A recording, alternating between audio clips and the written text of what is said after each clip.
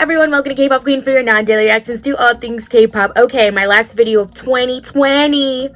Can you believe it? I'm gonna talk about my top 10 albums of 2020. Again, in no particular order. I can't put these in order. I don't want to. It's too much. They're all good music. I'm also way too lazy. I'll never work that hard. So I'm going to talk about 10 different albums that I listened to this year.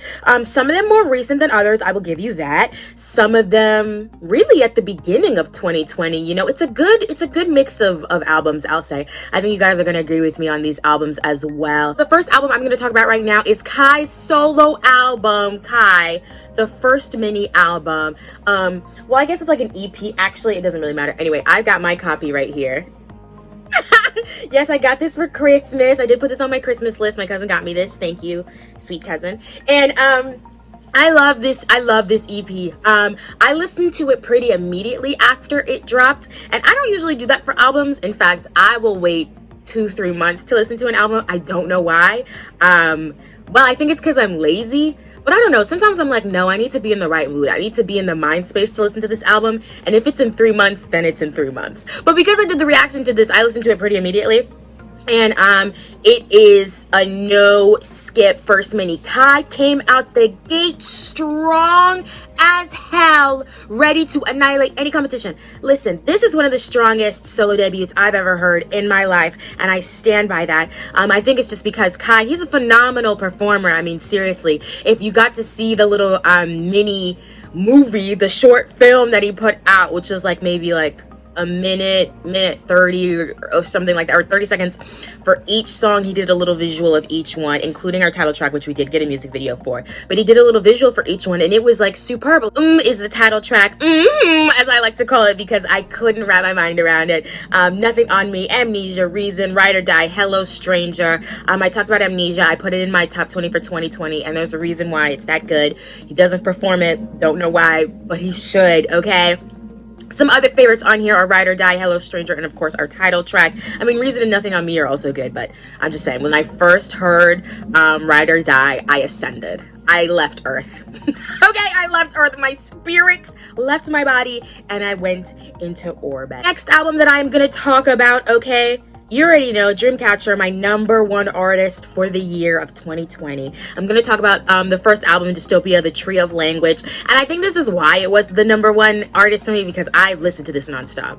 I was going to work, I'm listening to this. I'm on lunch, I'm listening to this. I'm pretending to do work at work, I'm listening to this. Okay? This album, phenomenal. I'm not even, like, oh my God. Scream was our title track off of that. And that, for me, I was like, the girlies, they hit it with me for every title track, and they keep stepping it up. But Scream took it to a little bit of a different level for me. I don't know what it was about. I love the title tracks that they gave me, but Scream really took me somewhere else. And then so did Boca, which was after this one. But it was just, oh my God, Scream, I felt there was a change. There was a shift. I was just kind of like, you guys aren't doing what Dreamcatcher are doing. You simply are not. I stand by this with my whole heart. They're doing something different, and you're just gonna have to accept that and watch them, okay? Some of my favorite tracks on here, Jazz Bar, which I did put in my top 2020, or my top 20 for 2020, okay? Jazz Bar, In the Frozen. Oh, I love In the Frozen. Sahara, Tension, Red Sun. Red Sun's got a great stage to it. Choreography by Suwa. If you haven't watched that, make sure you go do that. Also have our solo song from Xion, Paradise, is so good. Check that out. I mean, she is a vocal powerhouse that I think is going to be standing out when it comes to the 4th gen girls. When we're talking about vocalists, we're going to talk about Xion. That's not even a question. The next album that I'm going to talk about, I've done 2 reactions to this. I split up the album reaction to it because I love Boa. She's forever #1 in my heart. You already know this. I'm talking about Better, the 10th album.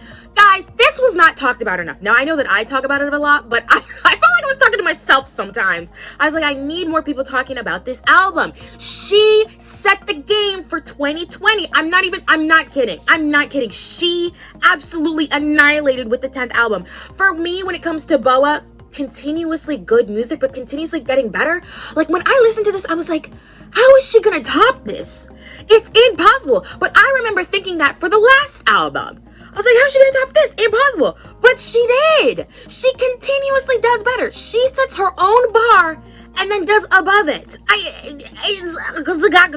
Okay, the track off of that was better. Make sure you go check out the music video. She's in there with her dancers in the water, giving us a little sexiness, giving us choreo, stepping on men.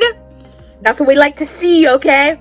One of my favorites off of this is Got Me Good, again, in my top 20. But Temptations was actually my favorite when I first listened to the album. It was Temptations. But LOVE, Cut Me Off, Honey and Diamonds, all that jazz. I mean, Gravity. Seriously, this album has something for everyone. She hits all the genres possible. She really does it all, no matter what mood you are going through. If you want to feel good about life or whatever, go ahead, listen to Better. You're feeling a little like melancholy, you need to pick me up, go for Little Bird. You know what I mean? Like, there's really something in here for everyone. I'm praying that she gives us a Honey and Diamonds B-side. I don't think she will, but if she ever did, please know that I have a concept. I'm working on choreography. Please! And then I want a Honey and Diamonds perfumes sold exclusively at Macy's. Like, you know what I mean? Like, I've got ideas. Contact me. Honey and Diamonds would be the perfect B-side. My next album that I'm gonna talk about, and I didn't even talk about this album that much, and that's because I listened to it stupid late. It's The Keys by GWSN. When I did the reaction to Bazooka, which I think was in August or September or something like that, I was like, I'm gonna listen to the album, and I meant it. I will listen to the album. I'm not gonna do it right now, but I will. So I listened to it not too long ago, that's right, sometime in December, and I was blown away with this EP. It is only 4 tracks, okay?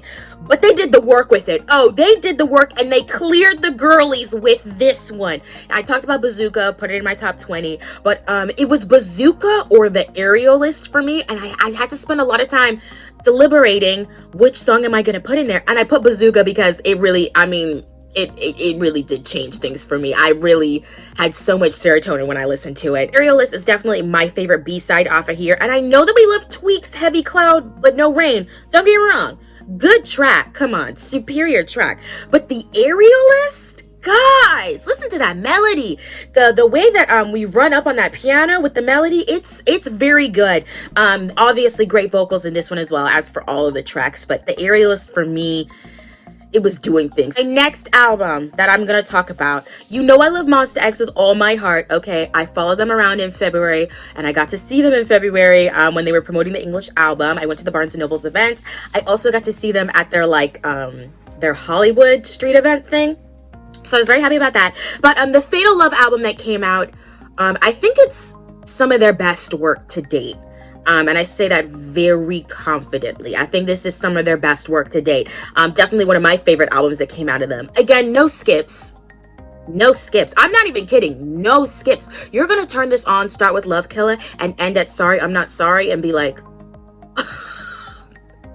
wait, let me do that again. Let me play that back one more time to make sure I didn't skip anything. Are you being for real right now, okay? Love Killer is a great title track, great choreography. One video I will suggest that you watch is them doing their relay play in the red suits. You're gonna thank me. You're gonna thank me when you watch that. It's so good. It's so good. But my favorite off of this one is Sorry, I'm Not Sorry. Of course, put it in my top 20. But I also really love Guess Who, Thriller, Beast Mode. I'm about to name the whole album. But like, seriously, like, these songs are very, very good. All of them are. I think it's just, for me, for this album, it's the Monsta X sound, undeniably. That Monsta X, very hard hitting. They love the electro, they love the beats, but they're also sort of playing off the softness that they had when they did the English albums, and they're including that softness in this album. So I think you're really gonna like it. A lot of versatility, a lot of different tracks in here. I think you guys are gonna really like it if you haven't listened to it already. Next album that I am gonna talk about, I mean, I feel like I talk about this mini all the time, Card, the Red Moon Mini. I have that imprinted in my mouth. Card, the Red Moon Mini. It's so good. No skips once again. I'm not exaggerating when I say no skips. I literally will put this album on and I will not skip anything when I'm listening to these things, okay? So I really mean that. It is only 5 tracks, so it's like, well, what are you gonna skip? But no, but seriously, each one is a hit, okay? I put Go Baby in my top 20, which is our first track. Then we have Red Moon, which is our title track. Dumb Lady was also a track that we got a music video for. I think it's just like a single. Then there's Enemy and Inferno, or Inferno. I said that wrong, but it's Inferno, okay? So Enemy is actually Somin and Jiwoo's duet, and then Inferno is J-Steph's and BM's track. So you do get all of the tracks with them like together, you know, as the four of them, and then you have the duets with the ladies and the guys coming together. So it's like it's really good. I really love when they do that stuff. They sort of split up the members in really any group. They split up the members and give us these little sub units, and they come out with absolute bangers. For me, I picked Go Baby because it was the first track, and when I heard that first track, I was like, oh, this mini's superior. Oh, nothing's gonna top this, right? And I was right, but I was kind of debating between Enemy and Go Baby. I really love Enemy. I do. I love all the tracks on here, but Go Baby and Enemy were kind of the ones that really stood out for me. But yeah, this is a really, really good mini. I think it is some of Card's best work, honestly. Next album I'm gonna talk about, I also chased this group around LA. It is Super M, the Super One album, their first album, which I do have. I don't know why. I think I just keep ordering all these Super M albums because I'm like, I just feel like, oh, this is just a project group. I don't know why. I just have it in my mind. I'm like, I know that it's not, but I just have it in my mind. I'm like, oh, they're gonna be gone soon, and I need to get these albums because this is a moment in K-pop history, and I need to make sure that like I can tell everyone that I was there. Like I can be like, I have documented proof that this group existed and that it was real. Super One, the first album, laced with crack. I'm not gonna lie, like absolute pure crack in this album. I'm still amazed when I listen to it. I cannot believe that they really did this. They did perform 5 of these tracks in their concert back in May, that online concert, the Beyond Live one. So I assumed that it was going to be a mini, but when I saw that it was 15 tracks, a full album, I was like blown away. I still don't know how they recorded it. I still don't know how they got all of it done, but they did it, and they did the hell out of it. So our title track off of this was actually one, which was a mashup of Monster and Infinity. And I was confused at first. I'm not gonna lie to you. I was like, why the fuck would you release the mashup and not the singles? But then we had this whole guessing game on Twitter, which was fun. It was fun figuring out which part of which song this was. And it is a really good mashup. And I do wonder how they wrote this. I'm like, did they write the 2 songs separately? Did they write the songs together and they took certain pieces and wrote off of that? The process behind a mashup to me is fascinating. I have no idea how they did it. Great tracks on here. I actually did like a little choreo thing to Drip, which was kind of hot. I don't know. I thought it was hot. Whatever. It doesn't matter. I thought it was hot. I was waiting for a Drip MV. Wasted potential if you ask me. Okay, there should have been a Drip MV or like or a Step Up or a solo, or even Dangerous Woman. Dangerous Woman they performed so many times and we don't have a music video for it. They should have done it, whatever, okay. My next album I'm gonna talk about is Luna. Okay, the 12 o'clock album. I really did have this on repeat. When this dropped, we were very, very excited. I mean, it had kind of been a Luna drought. We hadn't gotten a lot of music. There was a lot of controversy, a whole lawsuit. I didn't know what was gonna happen. I honestly thought the lawsuit was gonna stop the music and we weren't gonna get anything from Luna and we might not hear from them for a while, but whatever. Blockberry said they had it together, so I'm gonna let them do what they need to do, and I'm gonna listen to Luna, right? Okay, so they dropped 12 o'clock. The title track of this is Why Not. Our favorite beast out of this is Voice, or Star, of course. Star is the English version of Voice. I've seen a lot of people say that Star is the best English track, or English version of a track that they've heard all year, and I kind of agree with that. I put Voice in my top 20. It is one of my favorite tracks from Luna, overall from Luna, definitely. And I also really like Oops and Universe, Hide and Seek. I mean, all of the tracks are really good, but I really like Oops and Hide and Seek. I think Hide and Seek is really cute, you know, sort of like a video game sound, and I'm always intrigued by the production of these songs. And I feel like Luna, they have the producers. They definitely have the dream team of producers. They have the writing camps. They have the people coming in and producing these amazing tracks, and the girls eat it up every time. It's never a question when it comes to Luna. We just got our new Luna teasers for the new year. Hazel is coming back, which is so fantastic. We're so happy to see her at the end. Vivi with black hair. Go on, she still had that blue. She was still in outer space, but we don't know. Maybe she'll come back into Earth. We'll see. I'm excited. Luna, they're coming back, so we'll wait for them in 2021. Next album I'm going to talk about is, again, an artist I don't usually do reactions to, and that's because I just want to listen to him. It's DPR Live. Is anybody out there? This album dropped by surprise. I saw it on Instagram. All the DPR people were like, check it out. Is anybody out there? And I was like, did I miss an announcement? Did I miss teasers? Why am I seeing this on Instagram? Why didn't I see this on Twitter, right? Like, what's going on? And me and Lucia, we were texting about this. She was like, wait, what is going on? I was like, girl, I don't know. But they just dropped it randomly, which was great because we needed it. We needed that new DPR. We needed that new music in 2020. And I absolutely really love this album. Out of Control, of course, one of my favorites. It's sort of a story album. If you listen to it, they're like, some of the songs like continue into each other. Like, it's like a storytelling. He even Into Whoever, he actually just spends the whole time talking about his life and stuff, and then we get into Out of Control. So it's really nice the way that it like flows into each other. I love when they do that. Honestly, I remember when Epic High did it. I really love when songs flow into each other. So I was really attracted to this album, and I just really love it. It's good music. It's like good hip hop music. It's his rapping style is very interesting to me because he does a lot of talking. It's like a talk rap. So just, you know, just hear him and listen to his music. It's always well produced. They really take a lot of time when they're making their music and their music videos, because it's like a crew, so they're each in charge of like certain things, you know. Really like talented group of people coming together, creating music and putting out art. Like, it's just really good stuff. I think you guys are definitely gonna like this album if you don't listen to him already. My last album that I'm gonna talk about actually came out in 2019, but I didn't listen to it till 2020, so shut up, okay?